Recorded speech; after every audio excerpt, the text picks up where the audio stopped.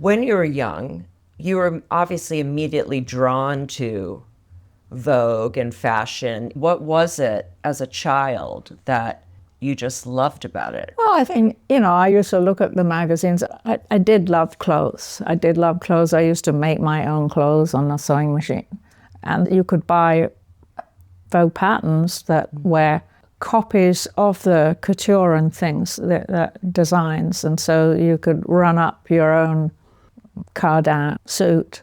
And I used to do that. So it was fun. So then when you look at the magazine and there's the real thing on an extraordinary girl in India or somewhere, or maybe just in the lanes of England, in Devon or something, there was a magic to it that I really loved, You could put yourself in that position. You could put yourself in that position as the model or as the editor or, the creative person that was helping to make that picture, And did you learn anything from being a model? Patience. This is Going Rogue, and I'm Jill Demling. There's no easy way to introduce today's guest, the legendary stylist Grace Coddington, the flame-haired romantic whose epic spreads have stopped readers in their tracks. So instead, I'll let a few others try to capture her magic. Anna Wintour has called Grace the best eye in the business and someone who is always true to herself. The late, great Andre Leon Talley once said, Grace's genius is in dreaming, and called her the ultimate romantic, the flame at the end of the table.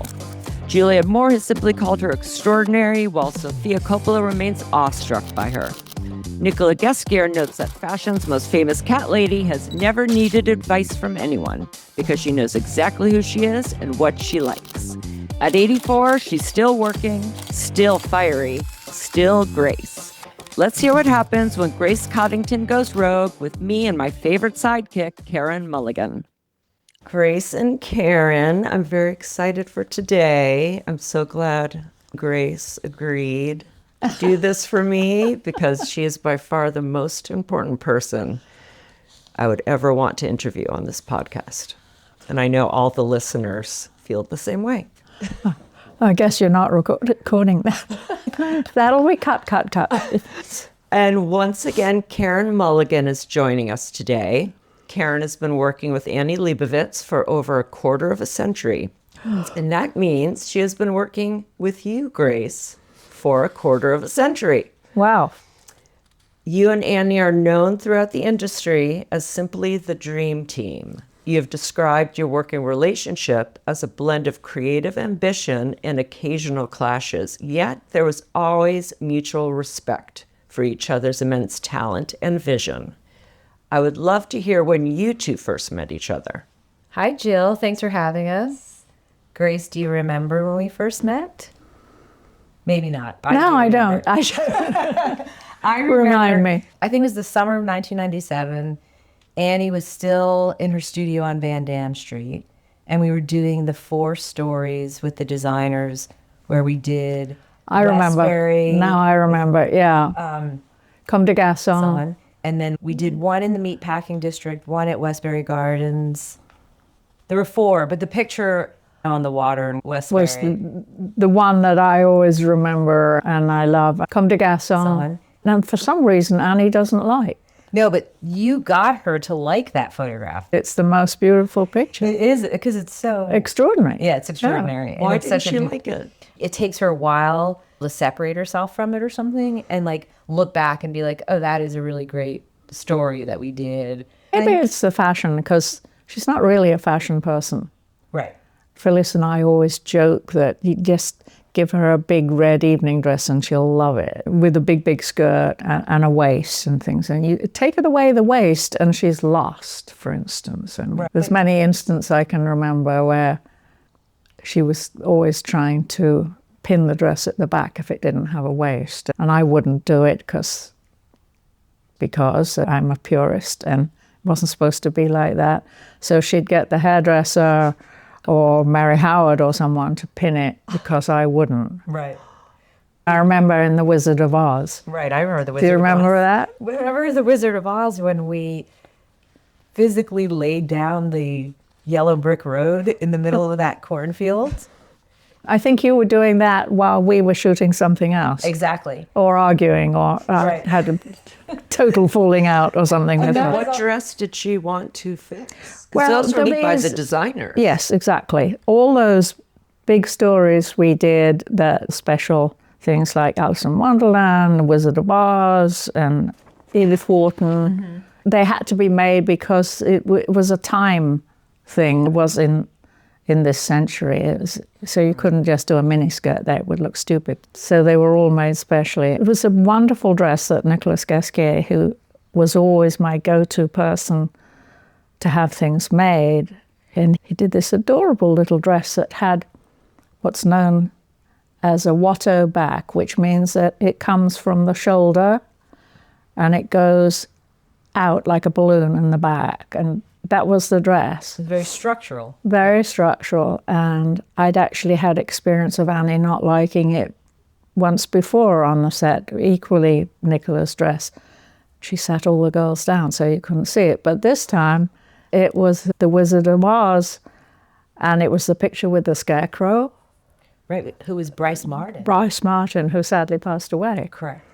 And he looked terrific, but he was like hanging by his fingernails like a scarecrow, and he did not complain. He was didn't. stuffing straw up his sleeves, and oh my God. When you think about that story, The Wizard of Oz with Keira Knightley, and the artists that were in that story, Extraordinary Carl artists. Walker, Yeah. Jeff Koons, John Curran, the Tin Man. Remember we went to the apple orchard for Right. him? And then Bryce Martin, Francesco and Albert Clemente.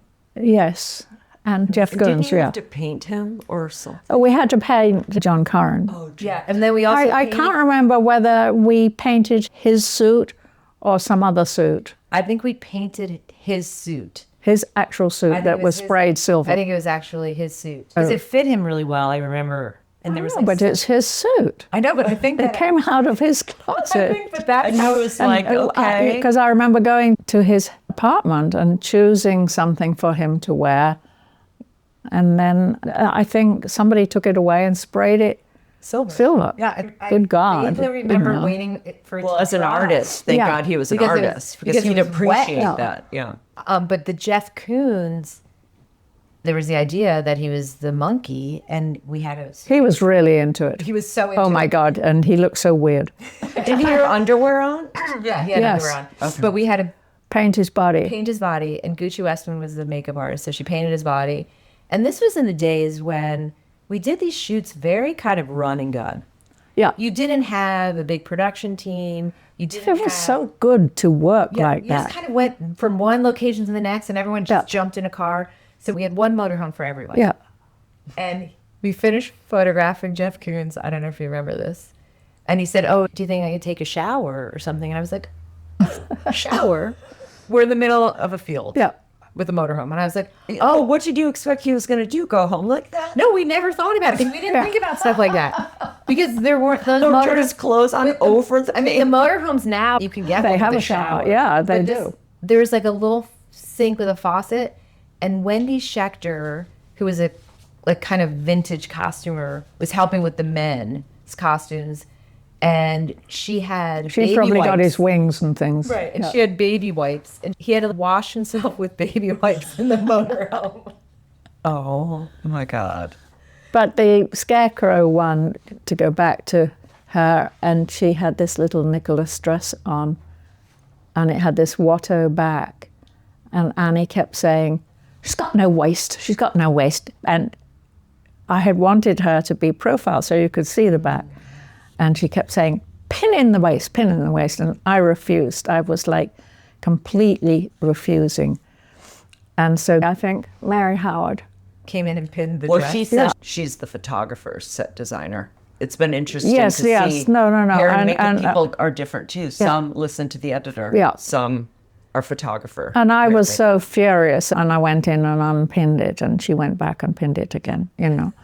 Did and Keira I said that is ever get? not- Oh, that was Kira's first shoot with us. Yeah. So- And also, it was not up to her. She couldn't Right. even see what it was, and it just saying completely this ruined the Penelope's dress. had to step in. Yeah. and refuse to Yeah. do that for the sake of the editor, just to help out. No, Mark stepped in once, Jacobs, when he was being the caterpillar. Oh, we in did Alice in Wonderland. Alice in Wonderland, and he was sitting there looking terrible on this mushroom with a, what's it called, a hookah. And his hair looked terrible. And Annie kept screaming at Julienne and saying, your hair looks absolutely terrible. Julienne, I don't know what. And it wasn't Julienne's fault. I think Mark must have cut it himself or something. Yeah, no, it was really long hair. It was Yeah. shortish then. Not Yeah, short, but it was like yeah. not the longish hair. Yeah, and it wasn't punk, it wasn't, it was It was just like something a in mess. between.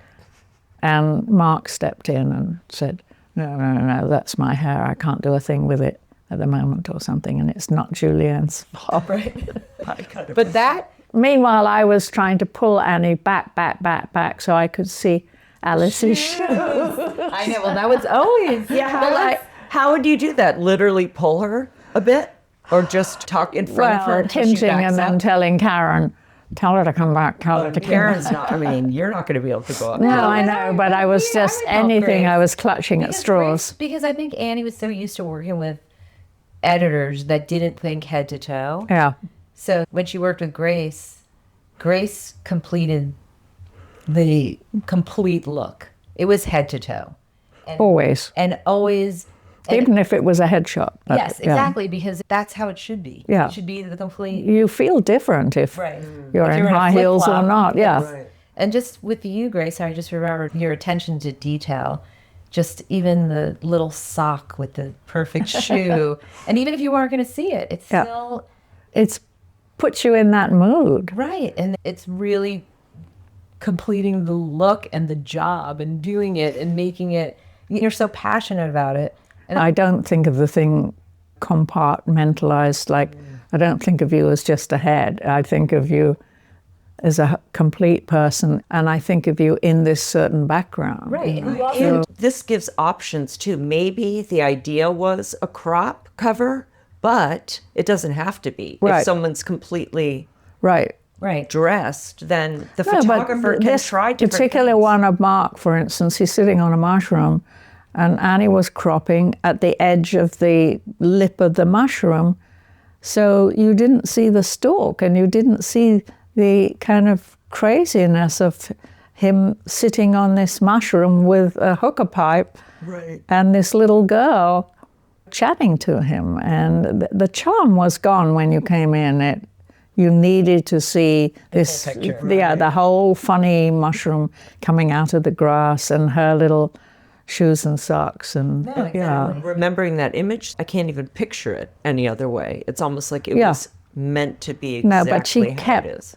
cropping, and it was making me crazy. Did she want to pin or change shapes of any of those dresses? Because the designers No. were there. No. Yeah, Yeah. the designers were there. And That would've- that was a very special time. Yeah. When Grace collaborated with the designers on these visions of what she imagined for Alice. It was all blue dresses. Yeah.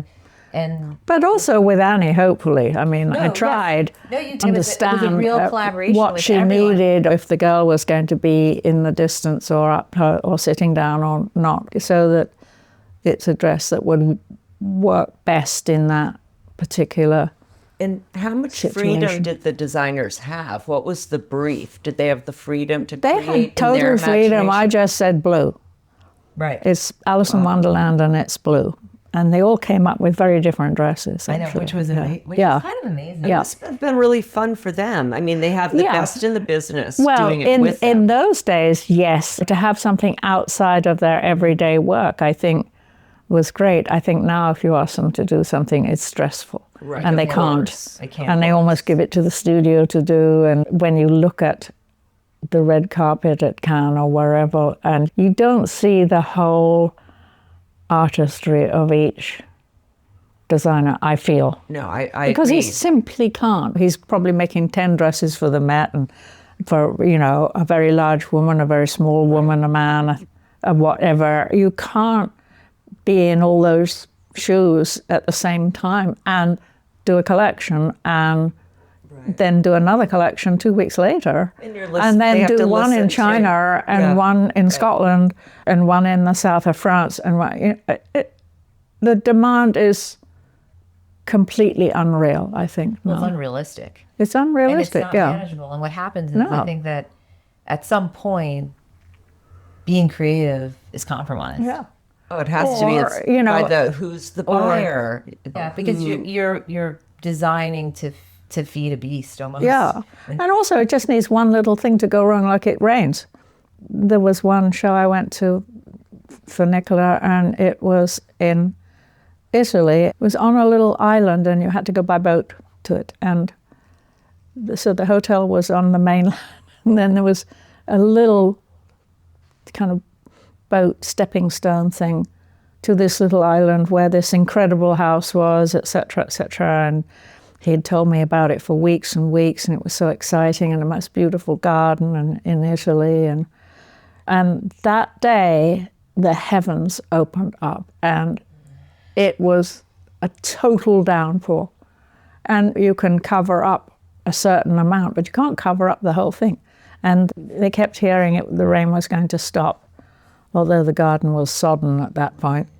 And at some point, they had to decide to bring the whole thing indoors. And I think they decided maybe 3/4 of an hour before the show was due to start, and to move everybody in. And the designer is standing there thinking, I might as well throw the whole thing out the window because it's going to be a mess. The girls don't know where to walk. They haven't had their rehearsal. Just the stress of it. No, money can buy a Yeah, lot. It can't. but it can't buy weather. sunshine. Yeah. Although he always had a shaman come to work for him. Did you hear about that? Oh, Did you hear about No, the that's shaman? fascinating. They always had this shaman that made sure that even if it rained before, it would be sunny for the show. And somehow it worked That's in a lot of places all over the world. They took him with them. wow. And then I think the shaman's retired or something now, as people do. Now it's raining. Yeah, it's raining. Yeah. Well, we're going to get back to Annie and talk a little more deeply about some of the shoots we just mentioned. But I believe the first shoot I cast for you, Grace, was the Ben Stiller Funny Face from October 2000, which was also shot by Annie and is another incredible story where you didn't just have designer clothes, you had the designers in it. And I still love that picture of Ben with Hedy Slimane and Karl Lagerfeld. It's crazy. So before we get into the making of an icon, which is you, what do you remember about that shoot and how did you get Ben into that bubble? Do you want to say that? I'll start. Yeah.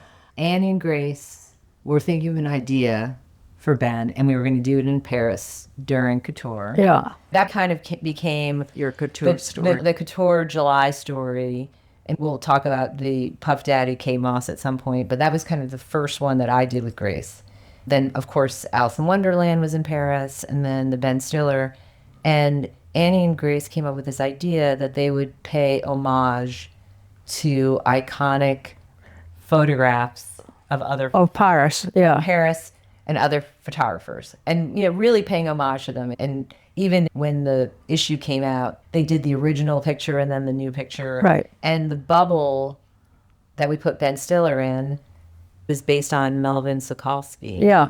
That he did a whole series of these bubbles, and we had this. All around Paris he had done, in I guess the 50s. Yeah, in the 50s, yeah. So then we had this set builder, this French guy who worked on film, Jean Hugh, that he built the bubble.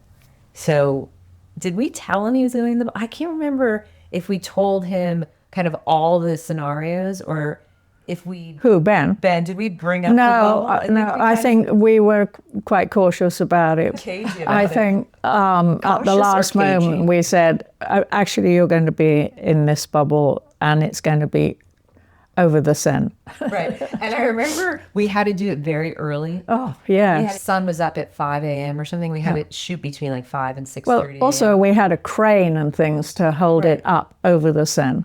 And you just got that permit? God knows how. Fred Jacquino, Yeah. our French producer, Oh got my it. God. And then in the end, we had to have someone in the water, like a scuba diver. In case he fell out, yeah. Yeah. In case the bubble fell off the crane. And then just And at one point, that was potentially a cover. I remember that being mocked up as a cover. I don't the know. one with Stella in it as well. But He did a version. the problem is that Annie shoots horizontal, so Right, I know. unless she shoots for a cover, it's going to be Right, horizontal. I and bet we mocked don't it always up, have but that Annie didn't want to. I think they kept on going back and forth, and then they wanted the Well, they There was wanted one a of the girl two, actually, yeah, because two of them in the bubble. But the they big- mocked. yeah, but- yeah, I think they did, and I think we probably didn't fit or something. Yeah, I don't know. exactly. We were playing on the fact that he was quite short, so we wanted girls that were very, very tall.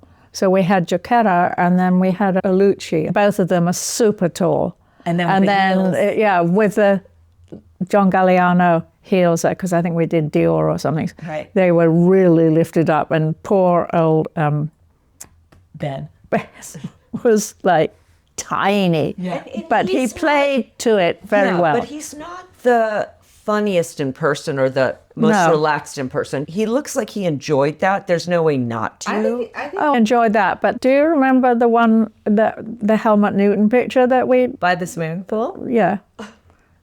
This is a ridiculous story. So I guess it was a little bit out of town, but not very far, probably an hour out of Paris. And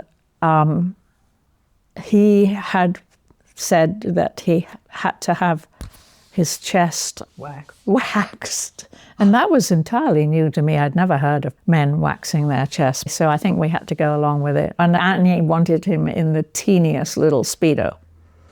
And I remember handing him the Speedo, and he's like so upset because it's not the sort of thing that he wears. And then I think But what did Annie he was say to trying you? to What did he persuade say him. to you? Like- Well, you know, she's not that or something like that. Do you have some others? They're like another option. Yeah, other than this very and there small wasn't bikini. because she insisted on the smallest of the Speedos. And anyway, he eventually got into it with his waxed chest.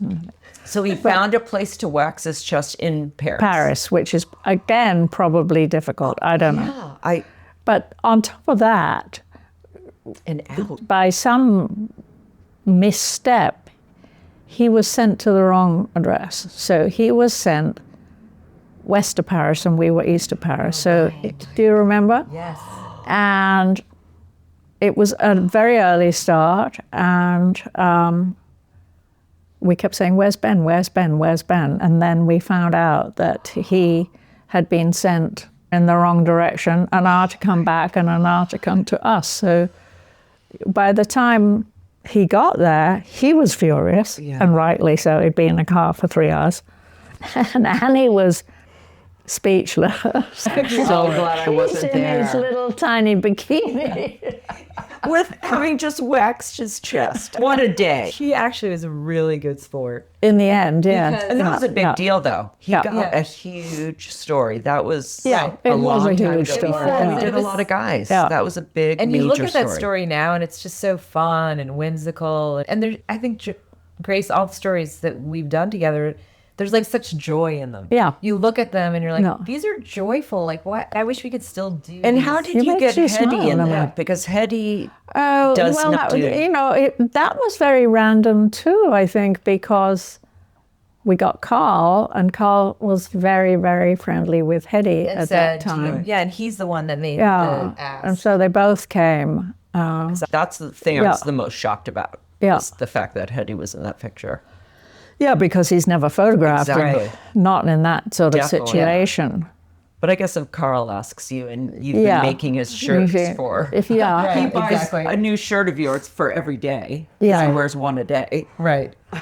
and Hetty made Carl's suits too. When Carl lost weight, Yeah. He wore it the was Hetty all suit. at the same time as Hetty came along, Yeah, and, 'cause I'll tell and you. Hetty was always making. Was he scared in the bubble? No, I think he was okay. I think we were scared. I think we were scared and wouldn't And express that. And his publicist. Susan was there too. Oh, Susan was there. Yeah. And Annie was And pregnant. his daughter. No, Annie was pregnant for that shoot because I forgot she was pregnant. Not that I forgot, but That's right. it was July. She was due in October. Oh my God. And July, that was probably one of the last shoots she could do where she couldn't travel anymore. And I remember we're on the sand, we're lifting Ben Stiller above the water in this bubble, and I look down the quay and I see Annie, and she's in profile, and she is so pregnant that I thought, how in the hell are we doing this right now? It's 4 a.m. I have Ben's publicist saying, do you have the proper insurance to bring him I remember the insurance was a big thing. Do you have the proper insurance to put him over the sand? I'm like, I don't know if this is the right time to ask over the sand. I'm like calling Guardian House at 4 a.m. I'm like, do we have insurance? And like, they're hanging up on me.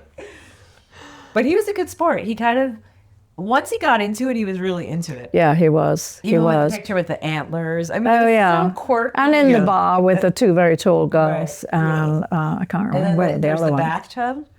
The bathtub. I love the bathtub. I love the bathtub. Yeah. It's such a good one. Oh, I love that one. And his shirt was off again. Yes. Well, he was like naked, but except he wasn't. At but- least he got the wax. Yeah. So he was ready. Yeah. It's probably like, now that You know, I have and wax. I it's think good. once you break the seal and you tell Yeah. them what they're going to do and Yeah. you kind of lay it out and they're stuck with us in Paris for 4 days, they kind of have to do it. They're Yeah. kind of like, okay, Yeah, I'll with get on board. Annie, there's And Grace. No And I think is he was not so- an answer. He was like, obviously so respectful of Grace and Annie too. And I think he wanted to please everyone. And once he got into And it, he was like, very this is close to fun. Anna too at that point. Yeah, no, of course.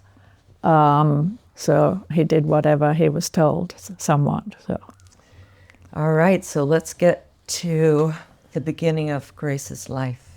I think it's always important for our younger listeners to learn how someone got to where they are.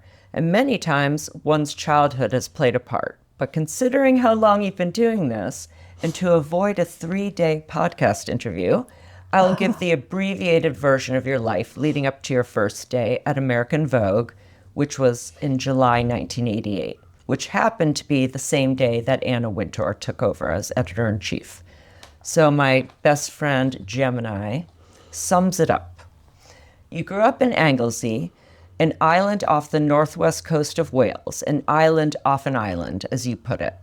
Your parents were hoteliers, and you grew up convent-educated and far removed from the fashion world. Your early interest in fashion was sparked by eagerly awaiting the arrival of British Vogue magazine, which you had to order a rush copy, and it would arrive at least 3 months late. You found the chic thing about Vogue to be entirely out of context compared to your own lifestyle, but you loved looking at the pictures and dreaming. When you were 18, a friend submitted your photos to a British Vogue model competition, and you ended up winning the section called Young Model. As a result of winning, you were photographed for the magazine by the renowned photographer Norman Parkinson, officially kicking off your career as a model. You were a prominent model in the 1960s, working with the likes of David Bailey, Terence Donovan, and Brian Duffy, and influenced hairdressers like Vidal Sassoon.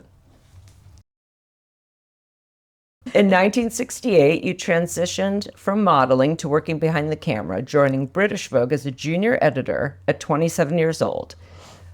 You quickly rose the ranks, eventually becoming the fashion director at British Vogue. You spent nearly 20 years at British Vogue, overlapping briefly with Anna, who took over as editor-in-chief in 1985. In 1986, you moved to New York City to work for designer Calvin Klein as his design director, but that wouldn't last long. As you write in your memoir, when Anna was appointed editor-in-chief of American Vogue, you reached out to congratulate her, and half joking, you asked if she would ever work with you again. Anna's response was immediate and direct, and she offered you a position starting on the very same Monday that she herself began as editor-in-chief. Your collaboration with Anna at American Vogue went on to become one of the most iconic and enduring partnerships in fashion history. So how was that? Did we get it? how was it? Well, again, do you want 3 weeks of podcast? Is there anything significant that you want to mention that may have happened during that time? No, I'd already spent actually 19 years at at British Vogue. And the great thing about British Vogue was it was a small circulation, a small magazine. You could kind of do what you wanted, and the editor-in-chief there was Beatrix Miller before Anna came, and she was known to be quite daring. She had previously worked for a magazine called Queen. And so my learning time was a free time. You could find your way and find what worked for you. And I got all that over with before I hit America, which is a very different kettle of fish. Now it's the big time. You're working with the very big photographers, the pens, people of that caliber, for a magazine of that caliber, for something that is not just a pretty picture in a magazine, but it has to sell magazines, sell clothes. You can't use clothes that are not in the shops at that time. The whole process is much more professional than it was in British Vogue. It's not that it was unprofessional, it was just done from the heart, and that was fine, you know. Well, speaking of that, when you were young, you were obviously immediately drawn to Vogue and fashion, even though you're so far removed physically from the world of fashion. What was it as a child that you just loved about it? Well, I think, you know, I used to look at the magazines. I did love clothes. I did love clothes. I used to make my own clothes on a sewing machine. And you could buy Vogue patterns that were copies of the couture and things, the designs. And so you could run up your own Cardin suit. And I used to do that. So it was fun. So then when you look at the magazine and there's the real thing on an extraordinary girl in India or somewhere, or maybe just in the lanes of England, in Devon or something, there was a magic to it that I really loved. You could put yourself in that position as the model or as the editor or the creative person that was helping to make that picture. Choose the fabric, you choose everything. I think for me, with fashion magazines, it was about the opportunities. It was not just the clothing and the fashion, it was lifestyle and travel. Right, yeah. And just all of those things wrapped up in one. It was storytelling. And things sort of happened randomly in a shoot that you kind of wrote into the story or whatever. You know, maybe not with Annie because she paces everything out so much, and they're quite complicated, her pictures, so there has to be a system. Right. But there are people like Ellen von Unwerth and things who I work with a lot who just played on the moment. No. Well, Arthur. Yeah, Arthur. Or Arthur, Mario, yeah. Arthur, like that. Yeah. famous for that. Yeah. Just living. Like that. Yeah. And did you learn anything from being a model that you took into your... Patience. Because then you can relate to the subject. Yeah. You know when that position is too Yeah. hard to hold that long. You know And when someone's it's in not, pain. and they Right. complain, Right. "The shoes don't fit But me," or there's something, and then, empathy that you well, have shut that- up and just, you know, if you were acting, you'd have to grin and bear it. But also you definitely see them as people because you Yeah. were on that side, Oh, and yeah. sometimes Yeah, no. photographers don't. or No, editors sometimes don't photographers think are ridiculous what they demand from someone, and it's dangerous. And I say, they can't do that, it's dangerous. And then I get a terrible look from the photographer because I'm supposed to be saying, no, it's really warm, you know, and I'm there in a fur coat or something. Right. Yeah, or even tips from certain stylists or editors that you worked with as a model that you've taken to make your own. They didn't really have stylists when I was a model. They had fashion editors. Okay. And also I did very little advertising. I mean, like, everybody is a stylist now. Right. It wasn't like that at all. It wasn't. There were fashion editors. It was very different. I don't know how the advertising materialized even. Well, because really. back then you would think the editors definitely could You not know, be doing I was told if advertising. I went to an advertising job to bring some jewelry, to bring some black shoes and white shoes and my own wigs and things. And, you know, you didn't have hairdressers or anything. So you had to do it yourself. Yeah, I think the transition probably happened when fashion houses started really doing advertising. Yeah, because they're the ones with money, Right. actually. And I don't even know when that pivot happened. But at some point, advertising started mimicking editorial. Yeah. Yes, exactly. And when that happened, I think then advertising became editorial, but people were getting paid better. Yeah, Exactly. And you were selling something. yeah, But we're always selling something. So yeah. it's just, Even if it's editorial. Grace, when you were talking about the transition from British Vogue and then you went to US Vogue, and you were saying that British Vogue was smaller, so you probably had more freedom because you didn't have to Yeah. answer to No, different definitely. things. Yeah. When you got to US Vogue, did you feel like you didn't have that freedom anymore, or you had to navigate it in a different way? I had to navigate it in a different way. And what I had was a year at Calvin Klein to introduce me to how the American market works. Like, they make a collection and then they divide it in three, and they send this out from January to February and this from February to March, and it all has to be timed. And if you put it in the magazine, it also has to be timed. You when the can't magazine put, comes out, yeah, you can buy it. yeah. It was a very good training to go into that very commercial side, actually. But it Yeah. probably helped that you were with Anna at British Vogue, but she was working the way you were working at British Vogue, and you're starting the same day as she's starting at US Vogue.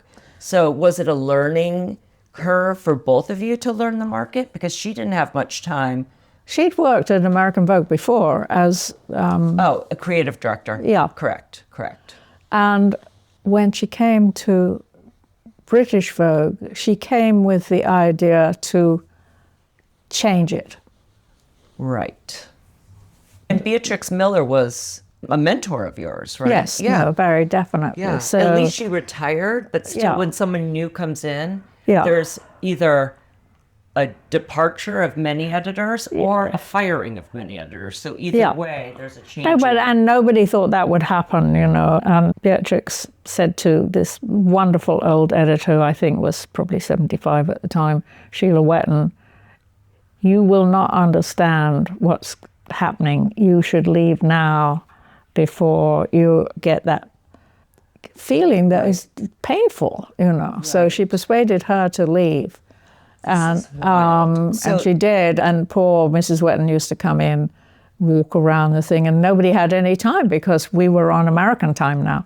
And, you know, "Oh, hi, Sheila, you know, and then scurry off to do whatever. So did you know Anna before she took over British Vogue? Oh, yeah, So what were long you, before. okay, so what were you thinking was going to happen? So Beatrix knows there's huge changes coming. Yeah. And you knew that too.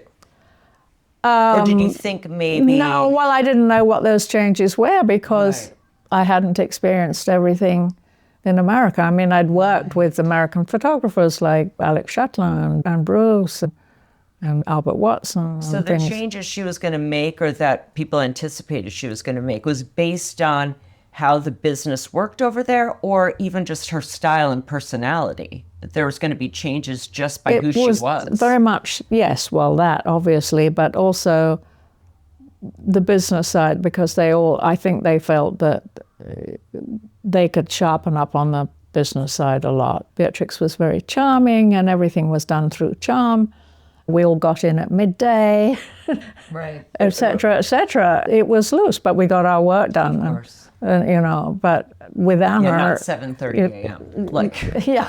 that's when I was in. Yeah, well, we were told to be in at 9 o'clock, and then, of course, she didn't like all these flat shoes, and because it was also the time of the miniskirt coming, and all of us in England, we were all wearing Romeo Gilly, sort of long, soft, comme des garçons clothes like that, and black. You know? Yes. Okay, so did she actually say, "I want everyone to change," or did you just but know? she let you know, and she certainly, the way she dressed herself was very short, and then the clothes you brought in to photograph, she would make you have them all shortened to above the knee. It was a kind of running joke that you can use that skirt, but you have to shorten it to above the knee. Now we all know at US Vogue, or at least I did, because I had to do her clothing orders, and Bill Bowl would have to change all of the pieces she ordered to be just an inch below the knee. She didn't have clothes made. No. She had them altered at British Vogue. And she wore a lot of Azadine and things at that time, because it was tight and sexy, and that's what she believed. And so what were some similarities? There's some glaring differences between Anna and Beatrix Miller as far as not just what time you had to come in and how much freedom you had, but just how a run-through went, or how she spoke to you, or just how you felt. Because this is a lot of people's lives. Yeah. It's more than a job. So Beatrix Miller was like a mother to everybody. She discovered a lot of people, a lot of talent, and she nurtured them. And so we all respected her, and everybody loved her. Anna demanded a different kind of respect. And for Anna, there was a difference between a working relationship and a personal relationship. And with Beatrix, it was kind of all one. She invited you to her house and things. And if your boyfriend left you, she was there for you and things like that. And she took all that very much into consideration of what was going on in your life and whether you would be able to do this job or that job. And she gave you time to find your direction. Anna doesn't really want to do that. She wants you to do whatever it is right away. That's why she employs you, because you're the best of the best, not because you're learning. Right. And it's funny because she still is very separating personal from business to the, I saved so many of her letters to me about when my father passed away or when my child was born. We see each other every day for 20 years, like more than I saw my mother. And we would not have those interactions at the office. I was raised by her, so I wouldn't have those interactions with her at the office. But they happened. But it was outside. And I know Karen always tells me I have to be more like that with my assistants, become very, Me too, motherly. And no, they're part of my life. Right. And there is something really to be said that in the office it's work. And it does make it easier for her because she doesn't have to feel bad if she has to let someone go. Because there's no personal thing there. Right. You're not mixing business with pleasure. But when you left, I know you've said there was a mix of things. You were offered this great job in the U.S. Your boyfriend at the time, was living still here, boyfriend at the time, was living there. And you touch on the fact that the direction it was going wasn't exactly. I felt myself fighting her, and I sort of saw what she was trying to do, and I didn't want to be the person to get in the way. I felt very much that I was being a negative force there, and that's not good. So what made it different then when you went back? Because that was only about a year, because right? I lived a year in America, and it's that extraordinary thing when you land in JFK and you come in and you see that skyline of New York, and you suddenly have this thing of positivity. The English people are quite negative by character. I always say, no, I don't know. Would you like a cup of tea? Right. But also, I think probably at British Vogue, because you were working with one person and that transitions to another person, and when it changes, it's very different. It's hard, And going into U.S. Vogue, where you had no experience there, and Anna starts there at the same time. If you're going to work for we're her on the same level. I mean, we're and you not, have the but choice. You're choosing. You already know what it's going to be like, or you've had a little snippet of it. someone's not taking in and disrupting how you've been working for 19 years. No. We were told everything we were doing was wrong. When she came into British Vogue, she worked with Gabby Doppold, and I guess she'd worked with her before. So she got Gabby to come back to New York for 2 weeks and learn all the things of how American Vogue was run, how run-throughs were, just the whole system. And then Gabby came back and it was fed into the British Vogue. And what role was Gabby at British Vogue? She had a page in the front. I can't remember what it was called. But, Gabby is someone who worked with Tina Brown and also with Anna. She came originally from Tina Brown, and then Tina came to America. And so Gabby was still in England, so Gabby went to Anna. I think it was like that. Right, because Tina came to the U.S. before Anna, right? Yes. It almost feels like... and then when Anna came back here, Gabby came with her for House and Garden. It almost feels like RGB, where it's like, please don't die, please stay. Like, you didn't want Beatrix Miller to retire. It's like, can you please stay a little longer? But it was inevitable. Right? Yeah, it was inevitable. I mean, Beatrix had been there, 25 years or something. And they were all starting to scream, things are changing, things are changing. Right.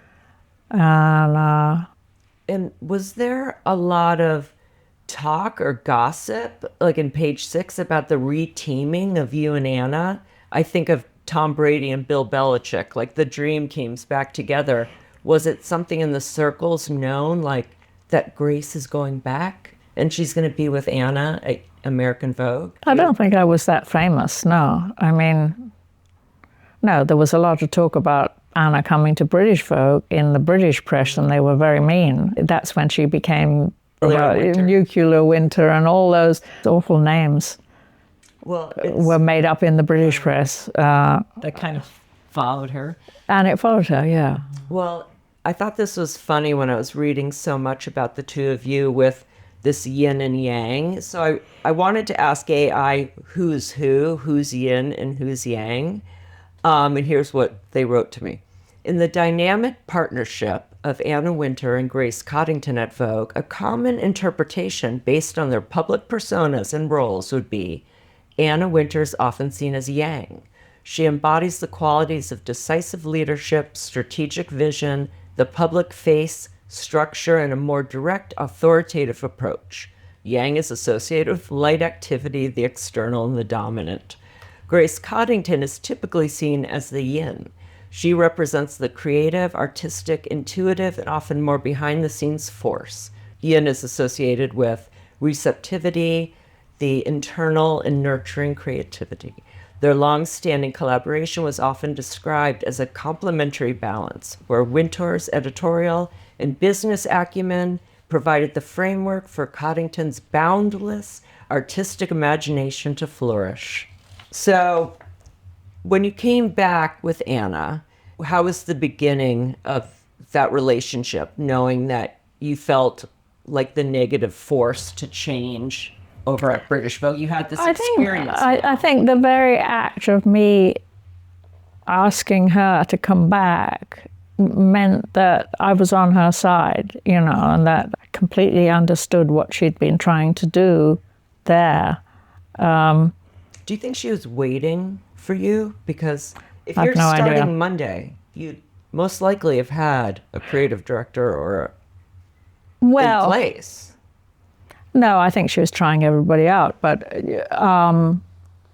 she kept in touch with me all the time when I was at Calvin Klein. We would have dinner with her and David, and and she'd say, "How's it going?" And I'd say, "Well, it's okay," and so on and so on. So she was sort of monitoring the situation. So she might have not been too surprised. And I got to her through Gabby. I called Gabby and said, "Do you think Anna would ever have me back?" And Gabby said, "Well, why don't you call her and ask her?" So I did, and she said, "Let's have dinner tonight." Wow. And that was a Friday. And on Friday night, she said, "I'm starting Monday, start with me." So I had to find Calvin to give him my note. Yeah, but he was probably excited. I mean, I was thrilled because the same was happening at Calvin, where I was somewhat out of place. You know, I'm not a designer. Right. And I didn't understand the way of designing as a team, and kind of that's what it was. So I was struggling there. So it was very good timing, you know. And who was at Vogue those beginning years? Phyllis, but an entirely different exactly thing. managing editor role under Anna, which was very surprising to me. Colleen, Polly Mellon, Jenny Capitan. Well, the other girls left, the ones that were close to Grace. That's what I heard. Yes, I heard that many left, but that they would have been let go anyway, is what I heard. No, they were horrified that Grace had been pushed out. Mm-hmm.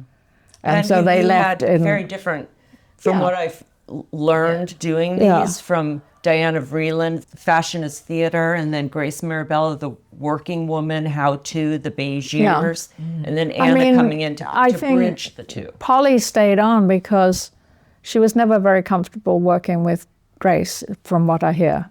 Interesting. So I think she felt, this is new blood, and let's see how it goes. So she was there. And Carleen, Anna had brought in anyway when she was creative director.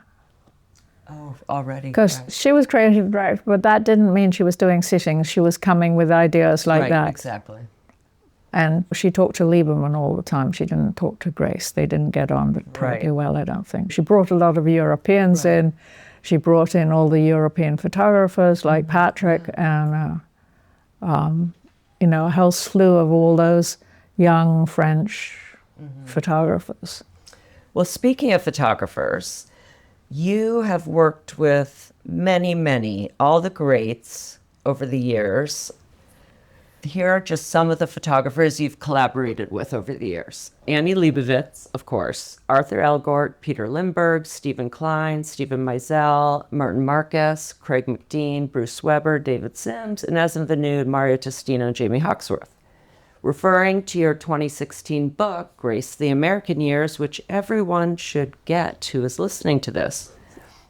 A New York Times writer, speaking with Anna, said, in the book, Miss Coddington is very deferential to the photographers she worked with, citing them as the starting point for everything, to which Anna replied, they're very deferential to her. To me, Grace is the director. She's directing them. Her picture taking is so romantic, but often humorous and sweet. She works unlike anybody else. So both things can be true and were true. You were deferential to the photographers and they were deferential to you. And I bet if we asked all those photographers, what image are they most proud of or what's their favorite story, it would have been with you.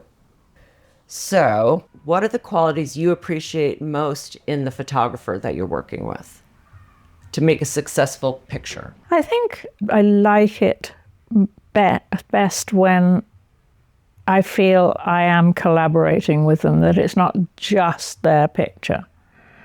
Because I think I bring a side to them that they perhaps don't know about, and it's called fashion. And I think they all need help with that. Even a really good fashion photographer like Stephen Meisel and things. They need explanations, they need reasons, they need all those things. But it frustrates me if you can't get them on the phone or get them to have a meeting. Although it's the same conversation every time. It's a dress, it's a girl, it's a this, it's a that. But I just want to have that. And it's just that things while you're having that conversation come out that if you text it or tell it through somebody else, you'll miss that out. And you need that communication that some people won't give you. And I find that ridiculous. Well, in life, that's just not respectful. But Karen even mentioned how you dress head to toe. Some photographers will not get on the phone and will not have a meeting. And you have to tell them what you want to do and how you want the hair. And you're sitting in an office here and they're somewhere else, and you're not even telling them, you're telling their assistant or something. Right, and that becomes not very collaborative. And there's no communication. Well, And a lot happens when you're sitting down and actually doing it. When you're actually doing the hair, you put the hair up and you realize it's completely wrong, so you take it down. But if you take that process out, it'll just be up. everyone's and flying it'll be blind. wrong. Too. Yeah? Everyone's flying blind. Yeah, if well, I there try is not no- to be, you Right. know, even if you have very little time. I prefer to do 2 shots rather than 10 shots if they're the right way.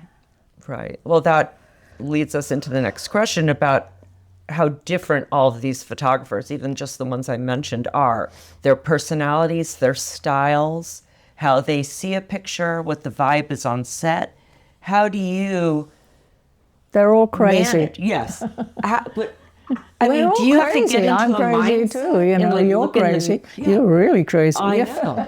Do you have to like look And in the Karen's mirror? crazy. Yeah. I know, we're all She's still with Annie after 50 years. 50 years. But like, I is know. there? Do you have to get No into both. a mindset knowing that you're going to be with Annie for the next 3 days? Yes. Or Yeah, you like, sort of do. Yeah. it's almost like a therapist mixed with an actor because you're Yeah. having to shapeshift in a way depending on. Well, also What back you're in the doing. day, the shoots were much longer, so we spent Yeah. So a you lot had more time to get into so it. we would yeah. like travel Together. for a Yeah. few days, and locations got together. And things develop. And Right. we have no time for things to develop No, there's now. no, there's yeah. no spontaneity Yeah. anymore because And they think that because you have so many more people on the team, you have people who find locations instead of you're finding. But it's not the same. It's not the same. I don't know. I mean, from the photographer's point of view, if you send a location scout out, he takes a snap with his iPhone facing this way, and you don't know what's to the left and the right. And he can't take every viewpoint, and you miss out because maybe over there is something incredible that the photographer will see, but the location person will not understand. and you won't see it until you're Because actually there. he's asked for a green car, and he'll shoot the green car, and that will be it, you know. Doesn't look behind him yeah. on the side. Or Yeah, and left, I right. find when I did so many shoots with Mario, and he'll show up on set that day and walk around, and he'll be seeing things, and it could be just where the sun is at that point. He'll be like, over here, I'm seeing something. So it is in real time too, and that can be great, or that can be, well, we can't use that dress. We were already planning on. Yeah. But you're seeing with your eyes, and photographers, I imagine, can be Well, inspired. he's one of just- the frustrating ones that would never, Yeah. he'd never want to come and scout. It was He would, always you just day go, out. Grace. And It I was said, yeah, always but day it's, out. yeah. Yeah. Well, let's start with Annie and do a deeper dive and talk more about some of these amazing shoots and her specifically. Another AI quote that I just like, and part of it is a quote from you. Grace Coddington has a complex but ultimately positive view of her work with Annie Leibovitz. You have said that whether we're shooting models or actors or Kim Kardashian and Kanye West, working with Annie Leibovitz is like making a major movie, and she is very much that movie's director. You talk about the wealth of planning that is involved on her shoots, which you've said is agonizingly stressful. But necessary. and I do think these shoots you've done, every single one of them, Marie Antoinette, Edith Wharton, Romeo and Juliet, Adam Driver and Daria in Ireland. We talked about Ben Stiller, Wizard of Oz, Hansel and Gretel. I mean, Puffy and Kate Moss, which I'd love to hear more about because that's one of the first. Obviously, I Yeah. wasn't doing my job then, but even Drew Barrymore's cover, Beauty and the Beast, these are magical. And only now, looking back, when I'm not on set freaking out, either being yelled at by someone or hearing other people getting yelled at by someone, or just the stress of where's the celebrity and how are we not going to have Grace be recognized driving around with Kim Kardashian. So that I can really see how magical these images are, and getting to talk to Mary Howard even. Like, that oven, that setup, the picture of Lady Gaga being pushed into the oven. I mean, it's. Do you remember that? I do. I just remember that. So take it away. Well, that I remember when Mary Howard was building the oven, so we had to find out Gaga's height. And I called whoever the publicist, or I called you probably, Jill, and said, can you get her height? And you said, well, they asked, the height with or without shoes. Oh, right. That was me. Because she always wears. Yes, So I they're remember like, that. and they're like, with the shoes, that's another 8 inches. Yes, at And least. she's going to be wearing those shoes. Yeah. So we have to adjust it for the oven. But I think that one of the most kind of epic But one good stories, thing about that is I remember so clearly I had set up for Gaga to come in. I had really wanted Anna to meet her. Anna was not into her at the time. And so I kind of forced that meeting, as I've done. And she had the Philip Treacy fascinator when she came in for the meeting, a slip. She was all done up, very nervous. And then after that meeting, we brought her in to talk about the Hansel and Gretel, because at that point we decided to cast her in the Hansel and Gretel shoot, which was for that December issue. So I'm bringing her into your office, and you said, do you have any ideas, about how you see her character? And she's going on and on about these long braids, and I'm sitting across from you. I know she was sitting on the edge of your window. Window right in that ledge, yeah. corner. Yeah. You're looking at me. She can't see you looking at me, but you're like, you have to tell her she's not playing Gretel. And so I had no idea who she was when she was sent in. Anna said, I think she should play the witch. So she's talking about these long braids. She thought it'd be hilarious to wear super long braids. And I have to interrupt her and say, Actually, I'm sorry. I told your team that you'd be playing the witch. And she's like, even better. But I was nervous. Like, you're playing the witch. That could have gone really wrong. But she was actually really excited. And again, she had so many ideas. And she's one of the few that really gets into the creative part, and even showing up naked under the rubber raincoat just to present herself literally as a blank naked. canvas. Yeah. Right. I'm a blank canvas. Do what you want. Yeah. So that was just brilliant. And amazing that she was playing a character in a story, not on a cover. Right. Yeah. And Not the star.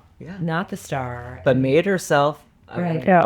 But there are so many people that, over the decades that we photographed, that were playing characters and were so into it. And then, Yeah, like poor Andrew, who arrived from England.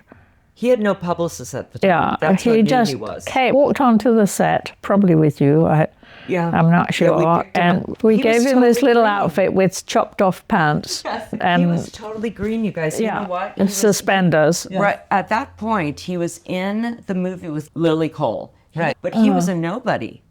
He showed up like, hey, by himself. Yeah. He hadn't even gotten No, to the point and where he then- had a publicist. And he's like, okay, can you lie there on that table? And the table is covered in like fruit and God knows what. And she had him lie down, and he's lying down there, resting his head on his hand, and we're ready to shoot. And I guess it was Mary came up and stuffed an apple in his mouth. Yes. His mouth, because he was being like a roasted pig. yes, exactly. He didn't say a word. Well, he couldn't say a word. Exactly. Yeah, what about the Puff Daddy and Kate? I know I've heard some stories from you, Karen, over the years, about just the craziness of that. It was the first time Oh, it Vogue was had done crazy. anything Yeah. like- So it was also 1998 or 99, and it was during a time where Vogue would send us to Paris for 10 days. Yeah. So the idea was 1999. Yeah, 1999. So the idea was that Grace and Annie would go to the couture shows and see the clothing, and then kind of decide during the shows what we were going to shoot the next day or whenever we could get it. Oh, in real time. Oh, it was real time.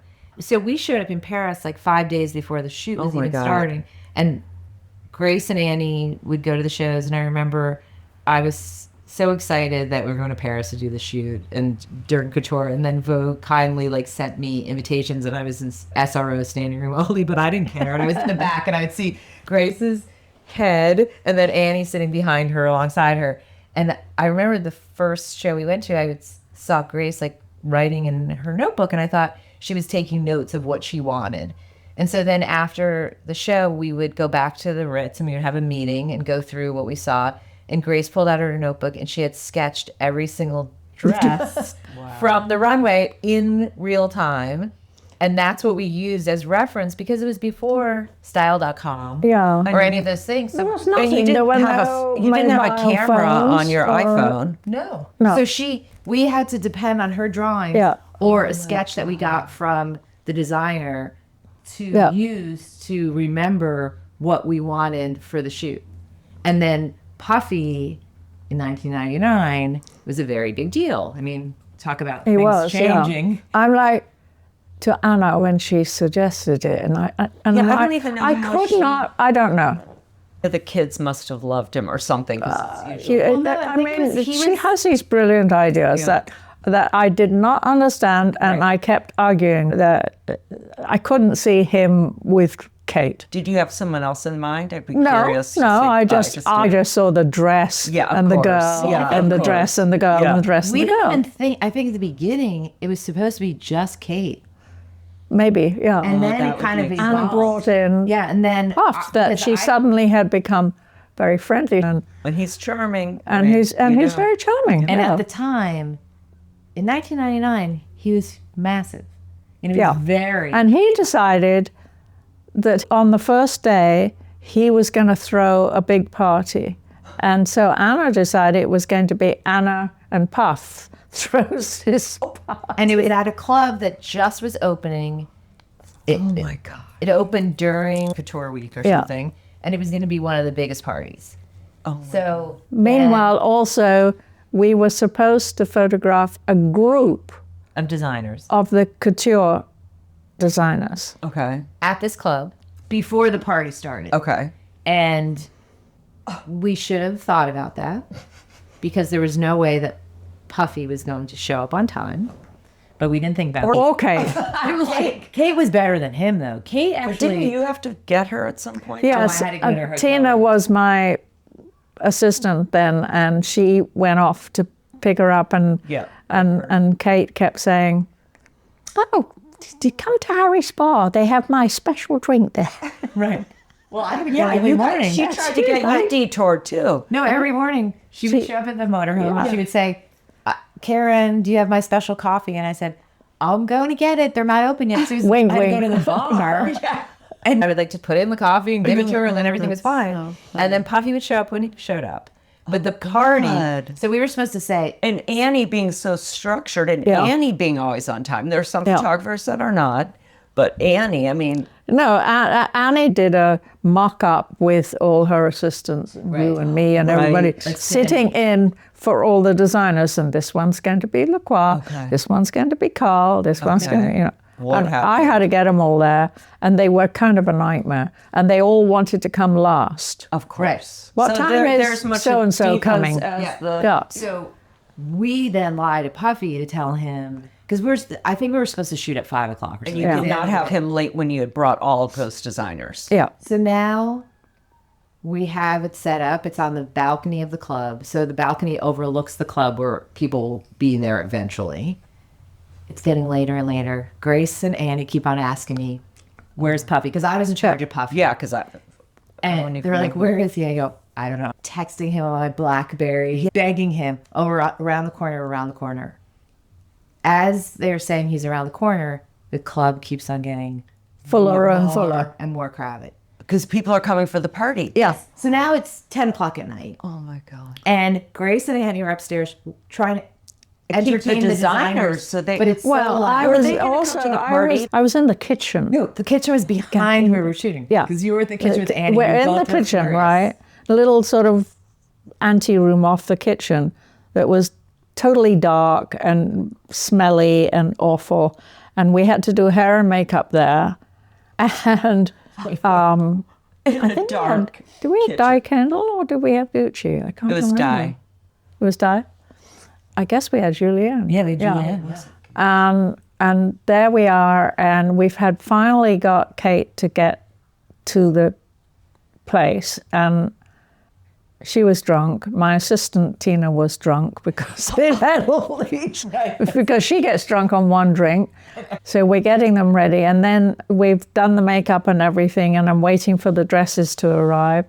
And Kate says, "I'm just going to go to the party." Right. So she goes to the dance floor. And not the picture. Correct. No. And But, now it's- but meanwhile, their designers hadn't arrived yet. And then they had all been told to dress a certain way. And they all came with their problems. You know, I don't know. Jean-Paul Gaultier, we wanted him in a stripe thing. Yeah, his and he usual. wanted, so he put it on over what he had on already. Oh, he for the wouldn't- party. Because he didn't want to wear what you were asking him to wear for the picture to the party. Right. Yeah. John Galliano had just done a crazy diet and he had started working out Didn't want to wear a shirt. and insisted that he was naked from the waist up. And Anna had already warned me that he's going to do that because he was so proud of his physique. And he was totally buff. And absolutely, that's exactly what happened. And he would not put his shirt back on. We couldn't get it on him. We could not And get it this on. is all going Yeah. on while I'm trying to find out. Meanwhile, and we've sorted the whole picture out. And then it's at the 100 last degrees. minute, Let's not forget, it's 100 degrees. it's 100 degrees. And meanwhile, Oscar arrives, and I'm like, oh. And he was doing Balmain at the time, Oscar de la Renta. And we hadn't actually Accounted for him. accounted for him. Anna called him and invited him. Yeah, at the last minute. And she didn't tell us. Yeah. And Hamish came and said to me, well, you know, he's here now, you've got to include him. And I'm like, she's not going to photograph him. She hasn't put him in anywhere, and it's not going to work.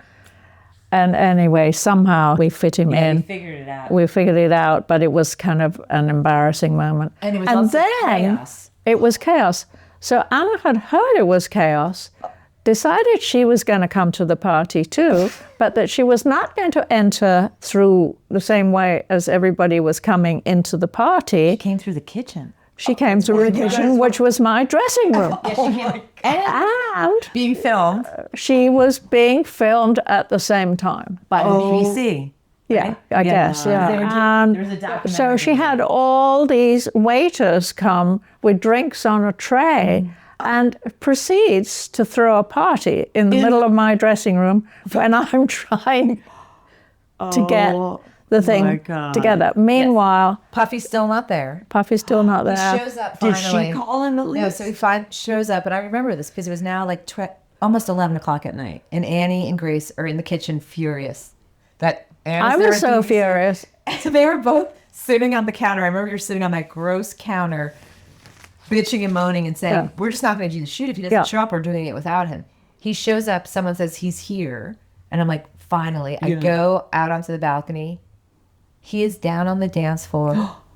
Do you remember? No shirt on, gyrating on this box. And I look over and I grab Annie and Grace and I say, he's here. And I point to where he is. And you both look at me and you go get him. So I said, go into the crowd. Now there's, thousands of... it's not- Meanwhile, by the way, I don't know if you knew this happened. So Patrick, the PR person, do you remember Patrick? O'Connell, yeah. I think this was his first thing with Anna. He was Anna's PR. And he was there for the Anna's party in the kitchen. And I was so stressed out with all these things happening and everybody drunk and everybody in the party and thing and Oscar de la Renta and the wrong person and Carl didn't want to do this and so didn't want to go out. I said to Patrick, you have to get Anna plus her camera crew and everybody out of my fucking dressing room or I'm leaving and I'm taking the next flight back to America. And I walked out and I disappeared. I just walked on down the road and I was like so steaming and I was going to go back to my hotel and then I thought, well, I'll just nod back in and see what's happened. And he had actually cleared the place out. Oh, wow. I mean, the picture is incredible. No, it's amazing. I mean, But Puffy would not come upstairs. Oh, and then do you remember? He sat down. He said, "Move." And he said, "I'm sitting in the middle." And Annie kept on saying to the him, middle's the gutter. Yeah, and he didn't understand. He didn't understand. He said, "I am the star of this," he said. Yes. Yeah. Yeah. Yeah, but that's how it was the whole time. Yeah. He only drove around in the Bentleys. He had an entourage of how many people? Oh, you can see it in one Yeah, of the he had his pictures. film crew there too. Yeah, no, it was the That day was of- going to film everybody. Oh my God. the day that we did the shoot on the Alexander Bridge. That was incredible. Right.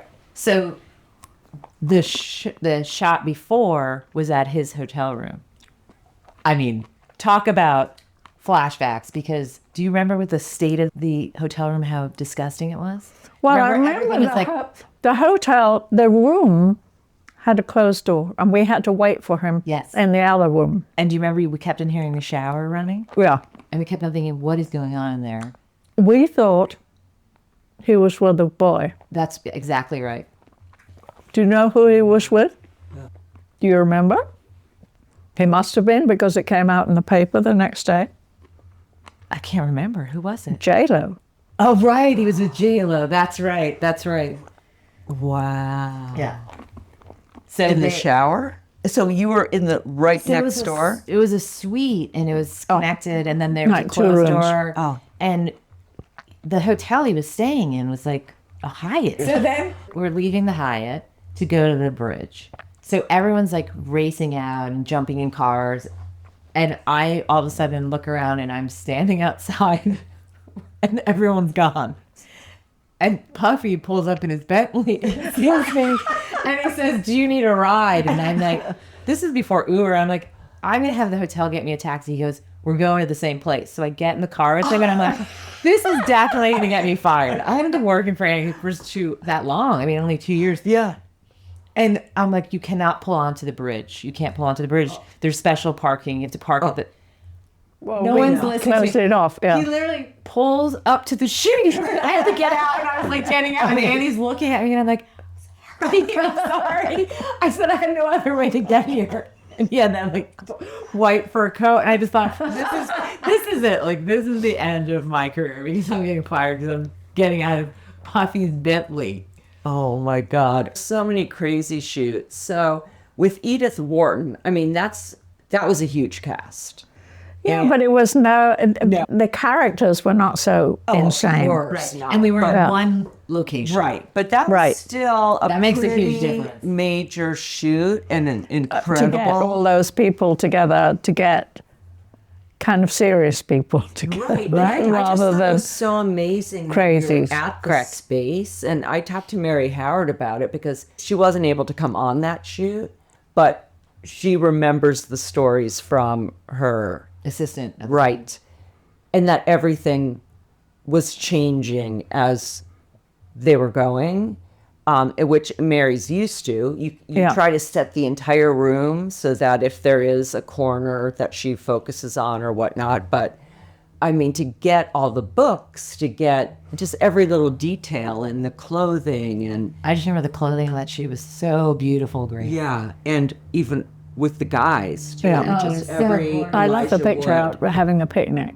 So beautiful. And it was funny because I didn't realize James Corden. That's when it clicked after that shoot that, oh, that's the James Corden I used to bring to 7 late at night when he was a history boy. Right. Like we'd hang out with him. Twice he came out with us and he What's walked a me history home. boy? When the History Boys was That on was the- Broadway. I had him in my phone and I showed him that was then. his breakthrough. Yeah, so when he was on that set, I showed him. I'm like, I still have you on my phone as James History Boy. Because he walked me home at 6 a.m. after we did breakfast after a night out at Florent. It ended up just working out perfectly. It wasn't close. It was a drive, so just the shuttling. Right, back but and I think forth, also just but- being in like one place. would And, be, and like, getting really- all those people, like, we had all the writers. writers, yeah. What's his name? Jeffrey Dees. It was. Who took a shine from my assistant, Yeah. Stella. I always We had Juno Diaz Juno in Diaz. it. We had Jonathan Franzen. Yeah, Franzen. And then we had the daughter of Meryl Streep. Yes. You know? We had Max Minghella in that shot right. too. We had Elijah Wood as the chauffeur. We had the amazing Jack Houston, Right. who was, I can't remember what role he played, the lover. Natalia played Edith Wharton. Right. Yeah. And Jeffrey was Henry. Theodore Roosevelt With James Corden. was James Corden, and Juno Temple was Edith's secretary. Oh, right. And That was Nate so- Lund was Chester French. Chester French, yes. And shooting in Chester French's real studio Right. with a bust of Henry James that Mary. Had a husband paint. Yes.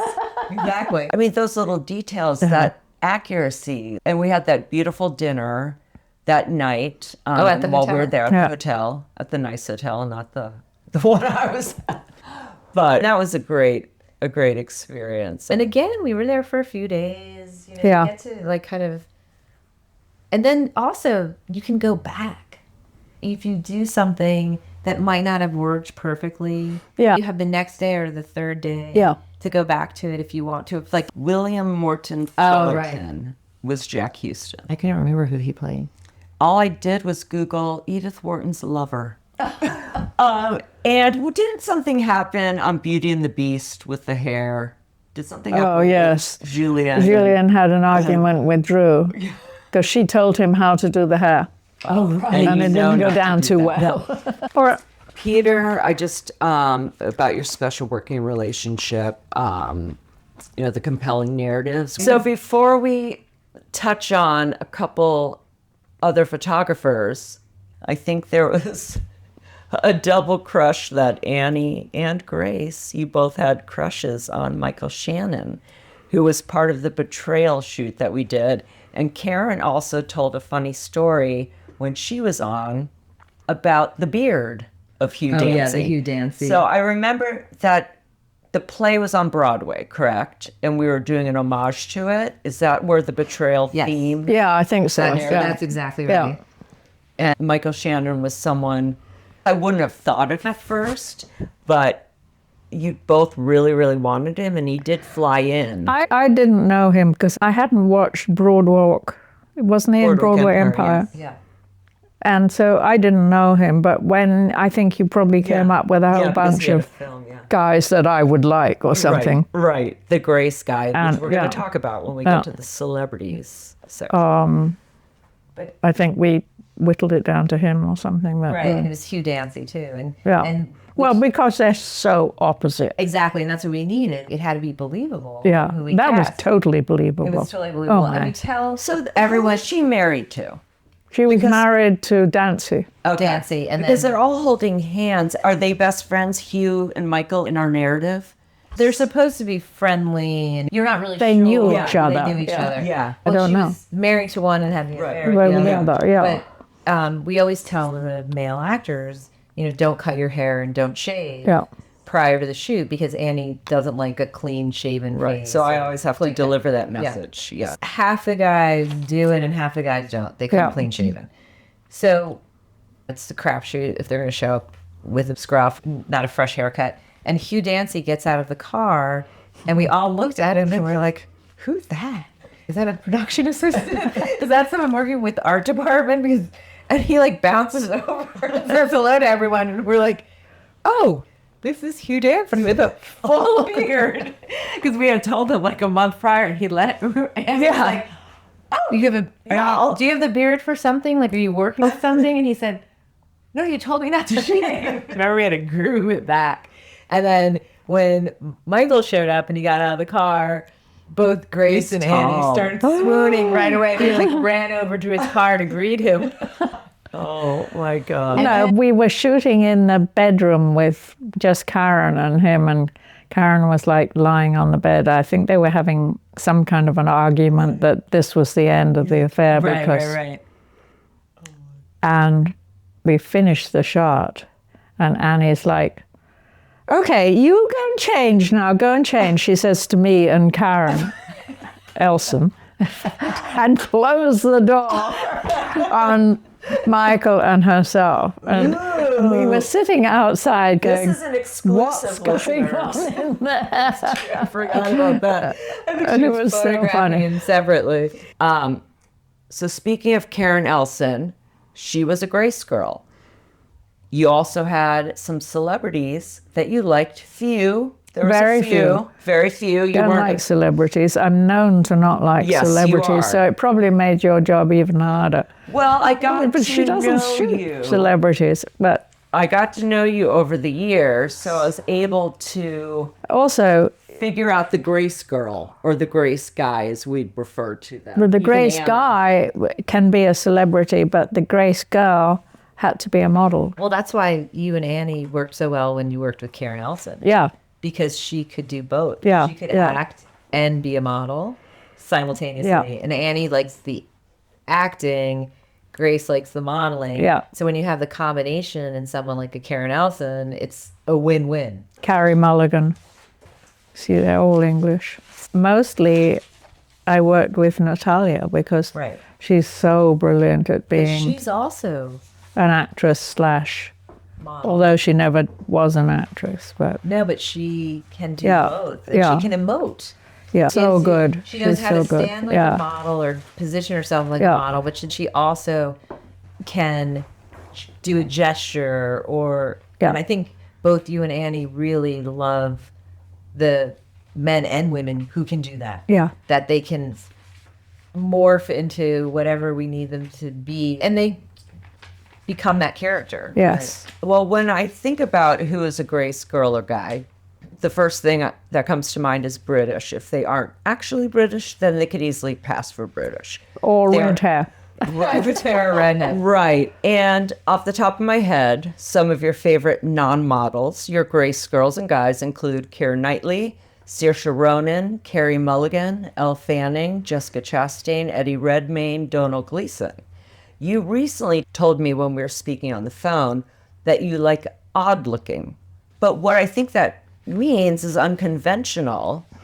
And when I was reading this W Magazine feature on you, the writer describes you like this: as exquisitely beautiful as she is, and has always been, Coddington's appearance is not what one might call conventional. So there you go. It's just interesting that you used, it's different looking. I mean, back in unconventional, the and- day when I was a model, I was not a conventionally beautiful model, so I didn't do beauty things or anything like it that. makes I mean, sense I that was you- an right. oddball, and I always had like the latest Vidal Sassoon haircut or whoever it was, and I dared to cut my hair in something in a weird way, very short, very long, very curly, very something. I dared to do those things, but there are only certain people that appreciate that. There's others you who are just one of want a very beautiful, later on I was one of them. Yeah.